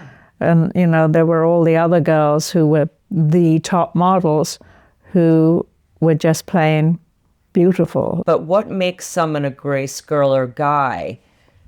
And what you loved about some of the specific celebrities I named that you were very loyal to? Not only that, possessive of, in a way. You didn't generally like to do covers. There's a way No. you have to shoot a cover, and that's restricted. Boring. Right. But you would. There was no one else that was going to shoot some of these celebrities but Right. you, like Akira. Unfortunately, with Saoirse, we couldn't make those dates work, or you would have had that. I know that was not. That's a Yes. bone of contention Yes. to this day that she know. got to work with somebody else when I had tried for so many years Yeah, to put you- her on the cover, and it was exactly. like nobody will understand her, look at her, or You did that whatever. incredible story with Yeah. her, with Stephen Meisel, when Yeah. she had just started. She had that one film when she was young, and that's an incredible story. And Eddie Redmayne, I love the Oh, yeah, story he's with so him and the cute. little Yeah. dogs. Well, I love him in that picture we did. What was that story about? For the Yeah, and she's stuffed in the suitcase. Fantastic Beasts. Oh, right, with yes. we were in Annie, London yeah. when we went Yeah. onto his film set. Yeah. Those British guys, the great thing about them is they never came with an entourage or anything. They just came. They were real people, And unassuming. unassuming. Yeah. My other favorite, is Adam Driver. Yes. He's American. He's one of the few Americans that I liked. What happened on that shoot? The Ireland road trip? Yeah, because I wasn't on that one either. I just I remember was upset on that. I just remember we were having a meeting and Grace and Annie were saying, oh, we're not going to bring anybody on the shoot. We're just going to work out of a little car. Huh. Yeah, there was no hair Yeah. person. No, Julia was came. in the end. But There was no makeup. Right. And Which I thought was odd. It Why was, you have it was hair. going to be all very low-key and like the old days, Right. And it was for the most yeah. part. it was just that we were like, except it wasn't. It was all terribly planned before I even got there oh, because with of the Annie and locations. Mary. Oh, right. They plotted out the location. Yeah. But I think in the end, Daria and Adam brought so much to it. Well, I had persuaded Daria to come on a trip because at this point she had kind of stepped away and wound down on her modeling career, but she agreed to come on this, and because she liked Ireland, and she actually had a house in Ireland Right. that she was kind of living in, and she had a boyfriend there, I believe. Anyway, I said, we need a guy for you. Is there anybody that you would like to do this story with, or that you admire or fancy or whatever? And she said, well, there's this guy that's in Girls called Adam Driver. And I hadn't watched Girls, you know. Right. And I thought, he is so wacko and funny looking. Yeah. That sounds a great idea. And I don't think Anna quite understood what we were saying, but went along with it. That was an incredible Yes. story. He didn't have a publicist at that time. I No, know. he was was Came on agent. his own. He had gotten married like the weekend before. And he got out of the car and took off his wedding band and put it in his jean pocket. He was like, I don't think I should have it on because the story shouldn't be wearing my Yeah. wedding band. Very good. He was wonderful, Adam. is fantastic. He's so funny. Were you in the car with us? No, you were hanging out with Annie. We would go off in the car with Daria, her Mini. Oh, right. And he's so big, he could barely fit in the Mini. But you remember how physical he was? Yeah. When we were shooting on the top of that one, kind of you had to walk up the trail and we were at the top when he puts the sheep on his shoulders. Yeah. And you remember he was like running up and down and he then had the sheep on his shoulders. in the military. He's so physically strong. Yeah. And very joyful. And very funny. Very funny. It was very funny when we were doing fittings and things. Other times I haven't seen him. He's been pretty serious. He was so. fun. I on think that he's trip. serious now. I think I he's think so too, changed, probably. I'm told. So there are a couple other photographers I wanted to just hit on because, first of all, the images you've done with them, the stories, are some of my favorite, and I'm the host. So Peter Lindbergh, you and Peter had this special relationship, and you frequently spoke about his ability to inject drama and realism into shoots, stating, without a little drama, how can it look like real life? The compelling narratives you and Peter did together for Vogue stand apart and alone the same way your fantasy shoots with Annie do. And I'm personally curious to know how it works on set, because when I'm casting the role, that's how I think of it. I'm not casting a model to be in a photo shoot. I'm Suddenly woken casting up. a character.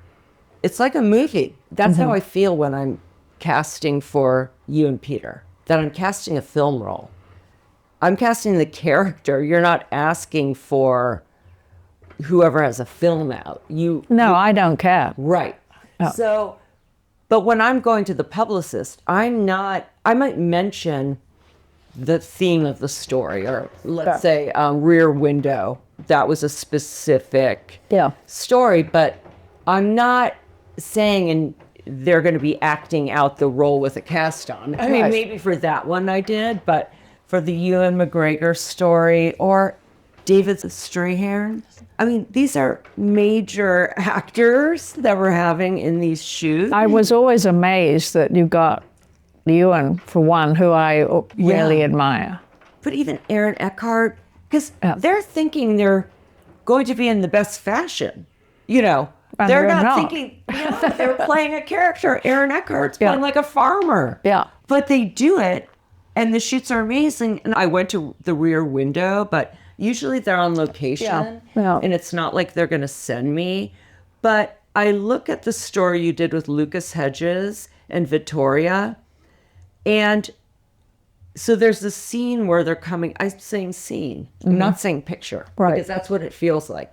Where they're coming out of the chapel. It's as if they met and they're in this car together down these dirt roads. And this picture where she's looking at her ring, and then the picture on the other page is her leaving the chapel, and there's the expression on her face makes me think something went terribly wrong.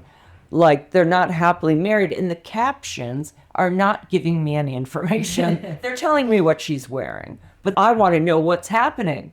I feel like I'm watching a movie, and that's what's so incredible to the viewer. How are you guys directing them? The directing is all done by Peter, But do you obviously. sit them down like you do a casting and tell them what roles they're playing and the backstory? Well, it's usually only two people, so, Right. you know, obviously he's playing the man, she's playing the woman, But their expressions tell a story. yeah. Oh, it's interesting to see these pictures.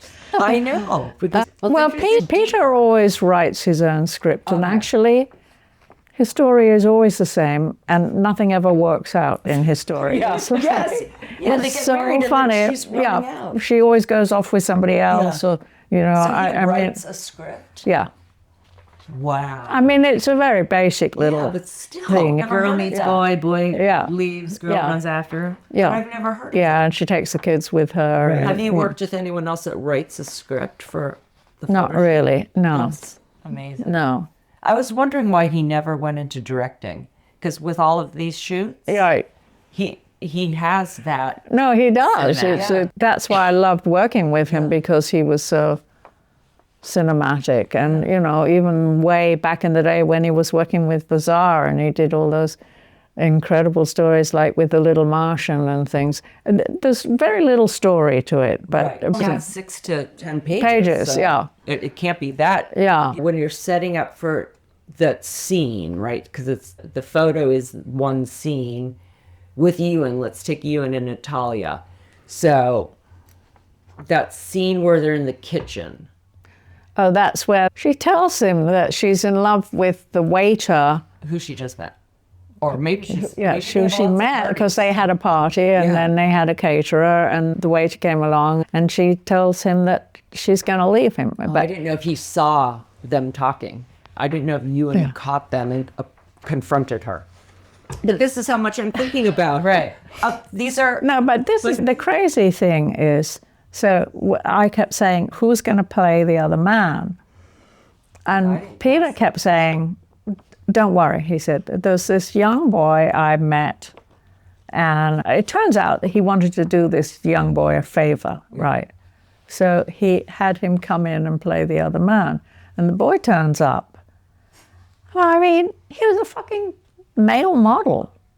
Oh. I mean, he had no character, no nothing whatsoever. I Grace, you really love male models. That must have gone over like a lead balloon. I said to Peter when he turned up, before Ewan had arrived, and you know, Ewan was such a huge star.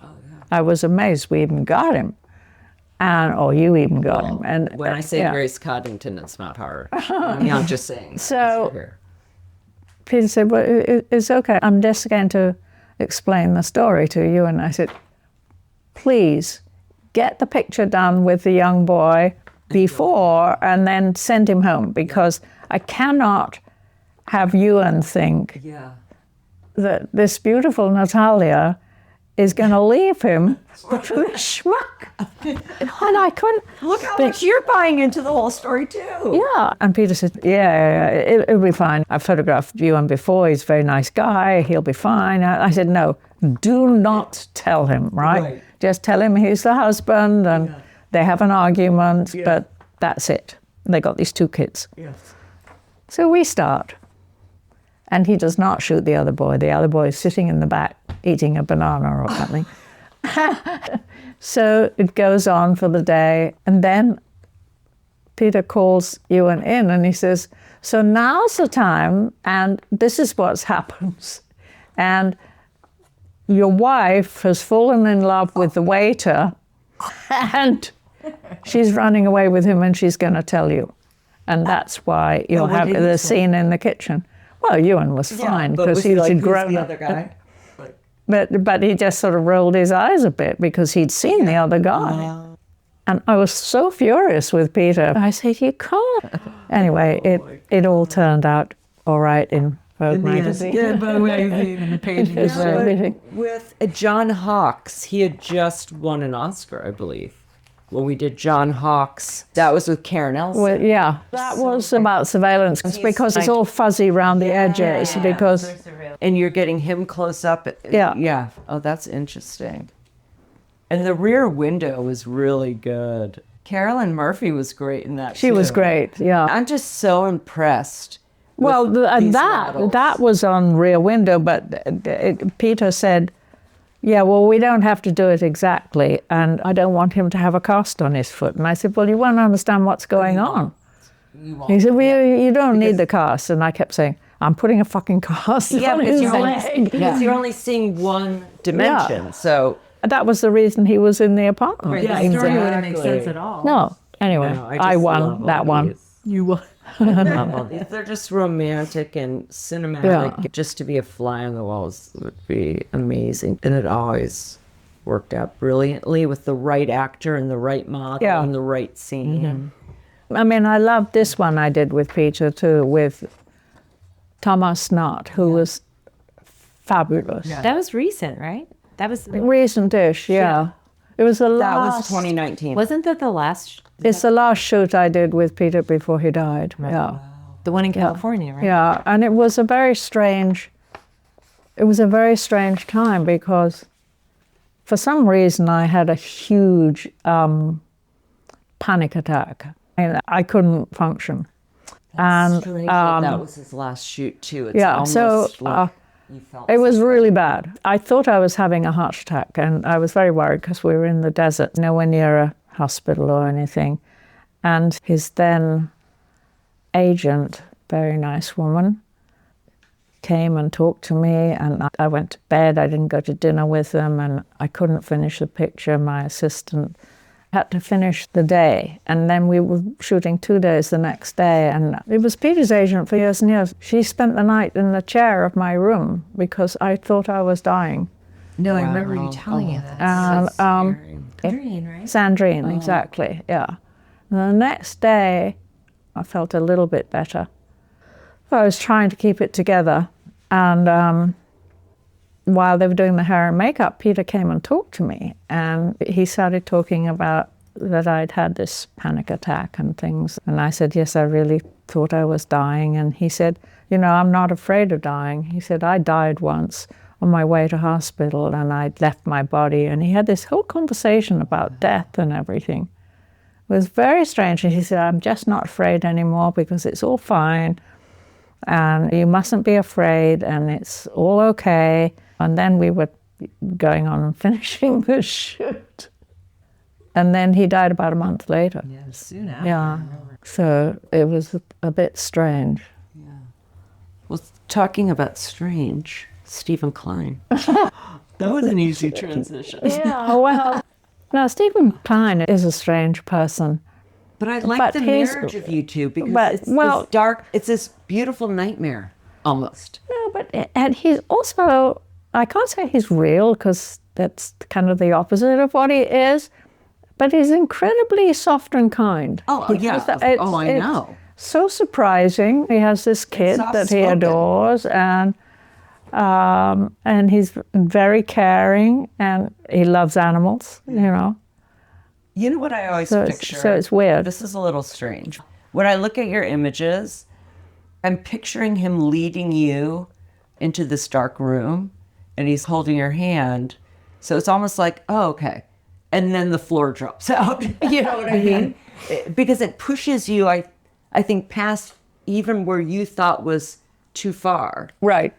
But the mix of you with that it's a beautiful nightmare in a way. It's, Yeah, I mean, you do have to pull him back a bit sometimes. But that's what you have the ability to do. Because I say, you know, that's never going to fly in Vogue. It's just not. And he says, and he looks at me like, really? You don't think Anna will like that? And I said, come on, Steven. And he does not see it. No, he doesn't. He doesn't. It's just the, you know, but that's why the marriage, it just makes something ugly beautiful. I mean, he doesn't really like romantic things. And yet, a lot of his pictures, even in their kind of brutalness, are romantic. Right, exactly. Right. Exactly. That's especially the Mia Goth story. Yeah. That was The Shape of Water, which I absolutely loved. When you came to me and said you were going to do something around that film, and the film wasn't even out yet, but it was out there, the trailer and all of that. And that was exactly that. It was a fucked up movie, but it was beautiful love story at the same time. The story you did with Mia Goth, I thought was just so beautiful. Well, but she's incredible. Yeah, I love she's her. Definitely I love her. Grace girl, but there's something very sexual about it. The beauty of it masks that a bit, but because I spent so many hours looking at it for this interview, you kind of forget to look deeper and be like, what is that, a horse head or whatever that thing is doing on top of her? Why is she clutching her dress, laying on the ground when he's not even in the picture? Like, and then you know Steven Klein. If I could be a fly on the wall on that set, He was a dragon. That it was. does he talk about the Comme des story? Garçons had a show, men's show, and they had a weird dragon on the head of all the boys, and I wanted it for this story, and I couldn't get it. Yeah, I couldn't get it. So Julianne said, "Oh, I can make one," and it wasn't quite the same, obviously. Better. But anyway, It was yeah. original, you know. Yeah. And who was under it? Oh, I don't know. I think his assistant or something. And what was the direction? Do you remember on set? Like what?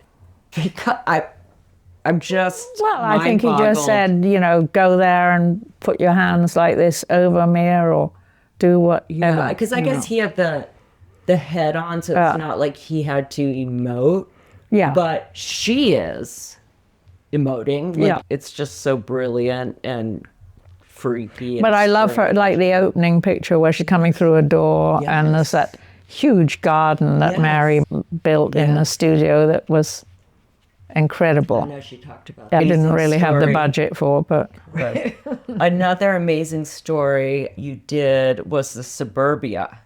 And I remember when Steven came to the office and we sat and we were talking about it, that film that George Clooney directed was coming out.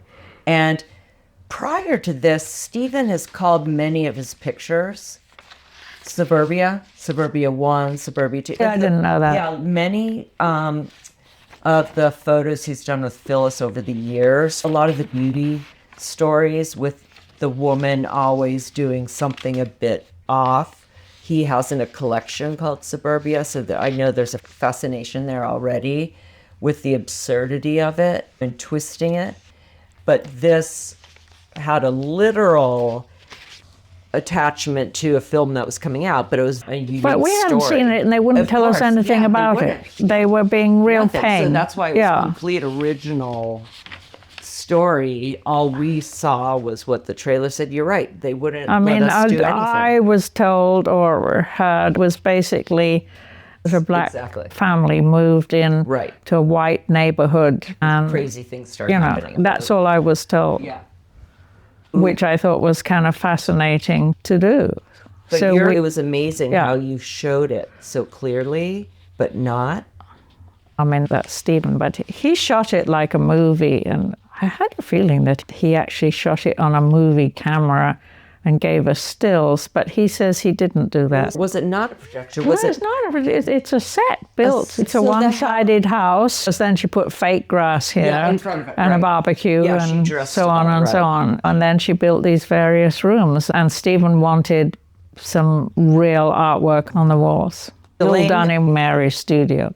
It reminds me a bit of the story he did with Angelina and Brad Pitt for W. Oh, yeah. Well, that's what I always had in mind, and I thought that was so brilliant. It is, because it's something I've never seen It's sort of before. real but fake. Yes, yes. I can't stop looking at it. But unlike Peter, where you're catching them in motion in the middle of a conversation, maybe this is the opposite, which is a freeze frame. But she would get up and walk to the car and put her coat on and then come back, and she would bring the chicken in to the table and put it down. And she was moving. Yeah, but it just feels like a They were, freeze, yeah. you know? Yeah. And there's something really interesting about that, because, you're playing between the real and fake, but the detail. I think we had good people too. Yeah. It was a tough one, I think, just the timing of it. It was the actors. I know we had our mindset on certain people. As that's what happens in movies. We see a movie now, we think, oh, they were perfect. Well, they weren't the first choice, probably. exactly. Yeah. You know. So looking back on this incredible career that is still going, who do you see as your greatest mentors? Okay, starting from the beginning, I would say Norman Parkinson, Beatrix I Miller. love your quote about Norman. He taught me everything about being an editor and really keeping your eyes open all the time, to just keep watching, keep looking. I mean, everyone should take that. Yeah. Beatrix Miller, Sheila Wetton, this editor at and even there's another editor who was at British Vogue who worked with me on one of my first shoots, called Claire Rendlesham. She was a bitch of a woman, but she was really brilliant. And she's the one that said to me, Grace, you're too old to model. You should come and be a fashion editor. And then after that, I would say Bruce Weber. Yeah, you talk about his transformative friendship. I changed the way I lived because of him. Yeah. He showed me America, but he showed me not the commercial side of America, but the beautiful side of America and the people that it has. And wasn't that a big reason why you Came stayed? here, yeah. Came here and No, stayed here. absolutely. And his whole lifestyle, it's very compelling. Office that was built by someone that worked with him all the time in his houses in All the both artists the would be there. Adirondacks and things. And he taught me, about all the American artists, and it just sounded like a wonderful world. Inspiration. And, not to mention his pictures are incredible. And trips with him were fantastic. I did a lot of trips with him, both for British Vogue and American Vogue. Not even feeling like work, right? No, but they were long, and that was also great. And they were always with a lot of people. That just reminded me of the chateau story with the bear, trying to get the bear to sit in the chair in the chateau lobby. He's going to do it, he's going to do it. Yeah, with the marshmallow. Yeah. They could get him up. But He he could had to get turn one around. leg up, Yeah, and then but getting he'd the have to second turn leg up. around and then sit back. And it's a wild animal. And he went through all the marshmallows. And we all had to be quiet because the animal wrangler's like, you must be quiet. Yeah. And we were like sitting there for like an hour. And did they take off the chain? I think so, Yes. When they, So there was no way to... Natalia and Dakota Fanning were very close to him. They were having tea with him Yes. on the floor. But when we shot him outside the hotel standing up, I mean, it's crazy how big this was. Yeah, he was a very big bear. Imagine what The things we did. You Well, can we never do this. Well, now. we had Andre in the picture with us, so he had helped us. Balazs, yeah. Right. Andre Balazs to have access to the whole hotel. But you have a wild, big black bear in the hotel lobby. I mean, the insurance alone, he had to do, the bear just go, shh, reach out his hand and would have scratched Right. off a full face. Yeah. The bear is probably better behaved than most of the guests at the shelter. That's true. But that just Certainly reminded me. than Puff Daddy. Yeah, it just, I mean, Bruce is so calm. Yeah. So So calm. patient. Yeah. Yeah. He had no problem sitting Yeah. there. And I was like, oh, we have 5 actors in the hair and Waiting. makeup right now.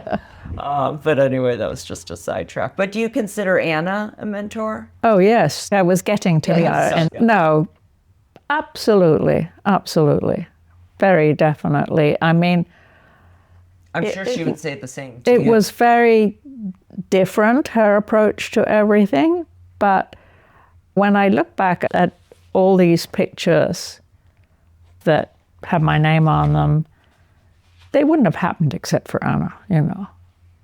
That she saw something in me that could produce with the combination of the right people. Well, that's interesting because maybe at British Vogue that time, you didn't see yet what No, she I didn't. saw. No. Well, oh, I see what you mean. You didn't see yourself. Well, I saw myself as a different person then. Right, I was this different kind of romantic, Right. but I didn't know the just got possibilities, chills. you know.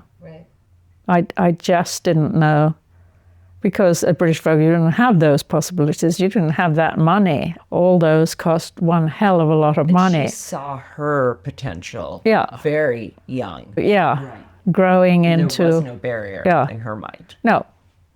And And I worked off barriers at British Vogue, particularly, and even then growing at up, American you Vogue. had Yeah, a barrier, literally, geographically. Right. yeah. It's obvious that you love what you do. You wouldn't be doing it this long and refusing to retire if you didn't love it. What is it about the world that you live in and that you create in and that you create that you love so much? Because just sitting here, I'm in your world. I feel like, everything you do is part of you.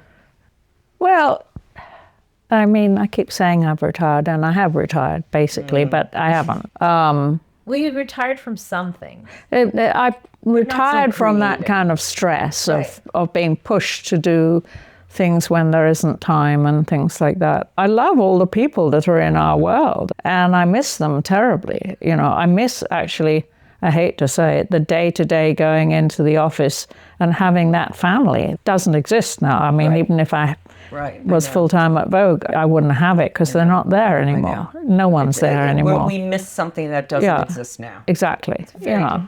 Yeah. I think about that a lot. So, I can create it a little bit by doing shoots and things. And also the freedom of doing other things that aren't shoots, like my pottery and doing books, and I'm doing another book. I think if I stop, I'll just keel over and die, people do.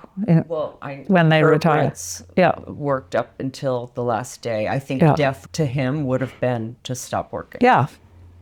Yeah. No, you see it in people that have been forced to stop for one reason or another, So it's very nice to continue in your little fantasy world, and that you can still produce and create And be creative. something that's magical, I think creativity is the Yeah. only thing And we have. hopefully it gives people a little 2 minutes of pleasure and joy. Yeah, Because it's the only thing we have. And no Yeah. one can take that away from you. yeah.